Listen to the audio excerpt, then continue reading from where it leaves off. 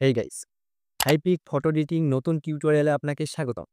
আজকের এই ভিডিওতে আমি আপনাকে দেখাবো কিভাবে আপনি হাইপিক অ্যাপ্লিকেশনের মাধ্যমে আপনি আপনার ফটোর ব্যাকগ্রাউন্ডগুলো এক ক্লিকে চেঞ্জ করবেন। তাও আবার রিয়েলিস্টিক থেকে রিয়েলিস্টিক ব্যাকগ্রাউন্ডে আপনার ফটোকে এমনভাবে এডিট করবেন যা দেখে সবাই অবাক হয়ে যাবে। সো আজকের ভিডিওটি কোনোভাবে স্কিপ করবেন না। এছাড়াও আপনি যদি হাইপিক ফটো এডিটিং এ নতুন টিউটোরিয়ালে আজকের ভিডিওটি দেখে থাকেন, তাহলে আপনাকে একটা কথাই বলা হবে, আপনি Google Play Store থেকে হাইপিক লিখে সার্চ করার পর হাইপিক অ্যাপ্লিকেশনটি ইনস্টল করে নিন। তো দেখাচ্ছি পরবর্তী প্রসেস কিভাবে আপনি ব্যাকগ্রাউন্ড চেঞ্জ করবেন।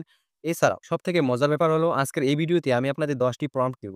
যে ১০ টি প্রম্পট আপনার ফটোকে এমনভাবে ব্যাকগ্রাউন্ড চেঞ্জ করবে যাকে দেখে মানুষ রিয়েল মনে করবে। সো দেখা হচ্ছে মোবাইল স্ক্রিনে। Let's start. তো প্রথমত এই অ্যাপ্লিকেশনটি হাইপিক। এই অ্যাপ্লিকেশনটিকে আপনারা প্লে স্টোর থেকে ইনস্টল করে নিবেন। ঠিক আছে? এটি দিয়ে ফটো এডিটিং করতে হয় এবং বেস্ট ফটো এডিটর হচ্ছে হাইপিক। তো এটির উপর টাচ করে এই অ্যাপটিকে ওপেন করে নেবেন। হাইপিক লোড নেওয়ার পরে এরকম ইন্টারফেস, এখান থেকে এগ্রি অপশনে টাচ করে দিবেন। দেওয়ার পরে একটু সময় নিয়ে হাইপিকের মূল ইন্টারফেসে নিয়ে আসবে। এরপর অ্যালাও অপশনে ক্লিক করে দিবেন উপরে। এরপর আপনার ফোনের গ্যালারি অপশনটিকে অ্যালাও অল করে দিবেন। করে দেওয়ার পর আপনার সামনে আপনার গ্যালারির যত রকম ফটো আছে শো করবে। যেই ফটোটিকে এডিট করবেন সেটির উপর টাচ করে নিয়ে নিবেন। এরপর নিয়ে নেওয়ার পর দেখতে পাচ্ছেন ফটোটি একটু ঘোলা। ঠিক আছে? এই ফটোটিকে কিভাবে আপনি এখন ক্লিয়ার করবেন। তো ক্লিয়ার মোড করার জন্য উপরে সাইডে দেখতে পাবেন অ্যাডজাস্ট, ক্লিক করার পর এখানে অটোটিকে অন করে দিবেন।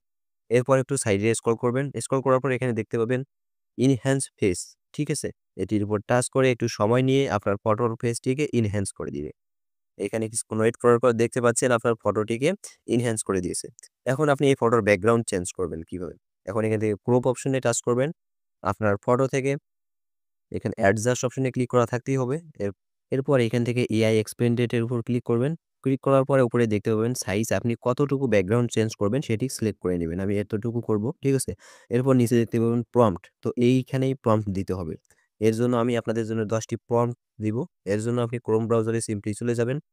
ক্রোম ব্রাউজারে আসার পর আপনার সামনে ক্রোমের ইন্টারফেস শো করবে এবং আজকের ভিডিওতে ১০ টি প্রম্পট গিভওয়ে। ঠিক আছে? এর জন্য উপরে সার্চ বারে ক্লিক করে আপনি লিখবেন 10 প্রম্পট রাজ সুমন লিখে সার্চ করে দিবেন। এছাড়াও আমার কিবোর্ডে দেখতে পাচ্ছেন উপরে এটি লিখে সার্চ করে দিবেন। সার্চ করে দেওয়ার পর ২ নাম্বার যে ওয়েবসাইটটি দেখতে পাচ্ছেন এই ওয়েবসাইটের উপর চলে যেতে হবে এবং এই ওয়েবসাইটটির নাম লিখেও সার্চ করতে পারেন, যেটি আপনাকে সহজেই এই ওয়েবসাইটে রিডাইরেক্ট করবে। এছাড়াও টপ 25 এখানে ২৫ টি প্রম্পট আপনাকে গিভওয়ে করা হবে। টাচ করে ওয়েবসাইটের ভিতরে চলে আসবেন। ভিতরে চলে আসার পরে একটু স্ক্রল করবেন এবং নিচে দেখতে পাবেন ২৫ টা ফটো এবং ২৫ টা প্রম্পট। আপনার যেই রকম ফটো এবং প্রম্পট দরকার সেটা এখান থেকে কপি করে নিতে পারবেন। এখানে দেখতে পাচ্ছেন আপনার জন্য অনেক শত, শত ২৫ টা প্রম্পট দেওয়া আছে। এখান থেকে আপনি যে প্রম্পটটি দরকার, যেই রকম ফটো এডিটিং করবেন, আপনার ফটোর ব্যাকগ্রাউন্ড দিবেন, সেই প্রম্পটের নিচের অংশটিকে কপি করে নিবেন। তো আমি এখান থেকে একটা চয়েস করে নিব, যেটি আমি ওই ফটোর ব্যাকগ্রাউন্ড চেঞ্জ করে দিব। তো এইখান থেকে আমি আমার একটা ফটোর ব্যাকগ্রাউন্ড চেঞ্জ করার জন্য এই ফটোটিকে বেছে নিলাম। বেছে নেওয়ার পর এখানে নিচের অপশনটিকে কপি করে নিব। তো কপি করে নেওয়ার পর আবারও হাইপিকে চলে যাব। আপনার যেই ফটোটিকে পছন্দ হয় সেই ফটোর নিচের প্রম্পটটিকে কপি করে নেবেন। তো আমি হাইপিকে রিডাইরেক্ট করছি। তো হাইপিকে রিডাইরেক্ট করার পর এরকম ফাঁকা বক্সটিতে নিয়ে আসবে যা আগে এসেছিলেন। এরপর প্রম্পটটিকে পেস্ট করে উপরে অ্যালাও অপশনে টাচ করে নিচে দেখতে পাবেন জেনারেট অপশন। তো জেনারেট অপশনে একটা সিম্পলি টাচ করে দিবেন। এখানে অ্যালাও অপশনে ক্লিক করে দিবেন। আপনার ফটো ব্যাকগ্রাউন্ড ইনহ্যান্স হতে শুরু করবে এবং ফটোর ব্যাকগ্রাউন্ডটি চেঞ্জ করে দিবে। একটু সময় অপেক্ষা করলে আপনার সামনে হাইপিক একটি নতুন ইন্টারফেসে নিয়ে আসবে, যেটিকে দেখতে এইরকম। এখন এটিকে ৩ টি ব্যাকগ্রাউন্ড দিয়ে দিয়েছে আপনার ফটোর জন্যে।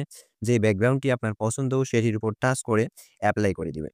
তো এপ্লাই করার পর আপনার সামনে এরকম একটা ইন্টারফেস। তো এখান থেকে টিক মার্ক অপশনে ক্লিক করে আপনার ফটোটিকে অ্যাডজাস্ট করে দিবেন। তারপর উপরে ডাউনলোড আইকনে ক্লিক করে ফটোটিকে আপনার ফটো গ্যালারিতে সেভ করে নেবেন। তো দেখা হচ্ছে অন্য ভিডিওতে। নতুন হলে চ্যানেলটিকে সাবস্ক্রাইব করে দিবেন। ধন্যবাদ। দেখা হচ্ছে পরবর্তী ভিডিওতে। সাথেই থাকুন।